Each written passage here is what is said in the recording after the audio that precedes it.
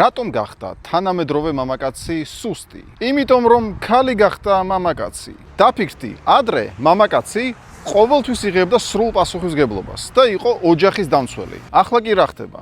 ის ზის სახლში თამაშობს ტელეფონს და თავს იმართლებს იმით, რომ ვერ იპოვა საკუთარი თავი. ქალი კი ამ დროს რას აკეთებს? არჩენს მთელ ოჯახს, მუშაობს ორ სამსახურში, ცუდ შემთხვევაში მიდის ემიგრაციაში, ზრდის ბავშვებს და თან უნდა იყოს სექსუალური. დღეს ქალი და თან მამაკაცი უნდა იყოს ერთდროულად. შედეგად კი მივიღეთ სუსტი მამაკაცი, რომელმაც შეწყვიტა ბრძოლა და განვითარება. მაგრამ ყველაზე დიდი უბედურება ისაა, რომ ქალებმა დაიჯერეს, რომ ასე უნდა იყოს.